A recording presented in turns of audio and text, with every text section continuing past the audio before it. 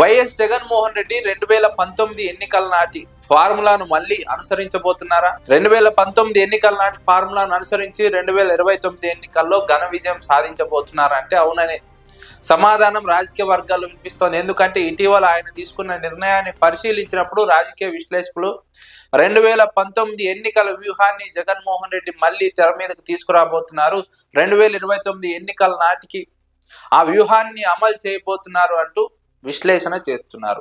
ఆ నిర్ణయం ఏంటంటే కర్నూలు పార్లమెంట్ సమన్వయకర్తగా మాజీ ఎంపీ బుట్టా రేణుకను వైఎస్ జగన్మోహన్ రెడ్డి నియమించారు. గత ఎన్నికల్లో ఆమె ఎమ్మిగనూరు నియోజకవర్గం నుంచి వైఎస్ఆర్సీపీ అభ్యర్థిగా పోటీ చేసి ఓడిపోయారు. ఎమ్మిగనూరు ఇన్ఛార్జిగా ప్రస్తుతం కొనసాగుతున్నారు.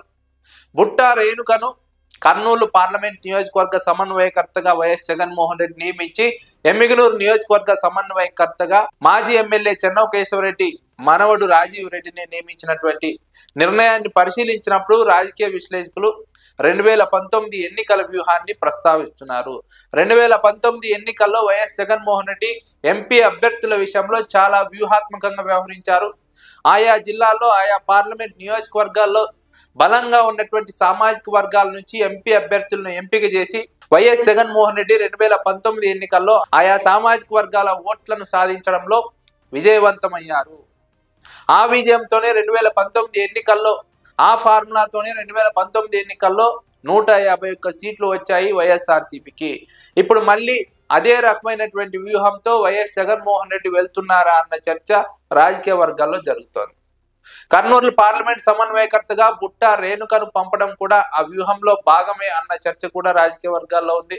ఎందుకంటే చేనేత సామాజిక వర్గానికి చెందిన బుట్టా రేణుకను కర్నూలు పార్లమెంట్ సమన్వయకర్తగా పంపడం ద్వారా వచ్చే ఎన్నికల్లో ఆమెను ఎంపీ అభ్యర్థిగా పోటీ చేయించడం ద్వారా ఆ పార్లమెంట్ నియోజకవర్గంలోని చేనేతల ఓట్లు మొత్తం ప్రభావితం అవుతాయని వైఎస్ఆర్సీపీ వైపు రావడానికి అవకాశం ఉంటుందని వైఎస్ జగన్మోహన్ రెడ్డి అభిప్రాయపడుతున్నట్టు ఒక చర్చ ఉంది.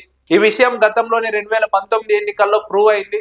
2019 ఎన్నికల్లో ప్రూవ్ అయినటువంటి ఈ ఫార్ములాను మళ్ళీ 2029 ఎన్నికల నాటికి ఉపయోగించి మళ్ళీ వైసీపీ అధికారంలోకి రావాలన్నది వైఎస్ జగన్మోహన్ రెడ్డి వ్యూహంగా రాజకీయ విశ్లేషకులు అభిప్రాయపడుతున్నారు, అంచనా వేస్తున్నారు. అందులో భాగంగానే చెన్నకేశవరెడ్డి మనవడు రాజీవ్ రెడ్డిని రంగంలోకి దింపారు ఎమ్మిగనూరు నియోజకవర్గం నుంచి. ఎందుకంటే ఎమ్మిగనూరు నియోజకవర్గంలో దాదాపు 6 సార్లు చెన్నకేశవరెడ్డి పోటీ చేస్తే 4 సార్లు ఉప ఎన్నికలతో కలిపి గెలవడం జరిగింది.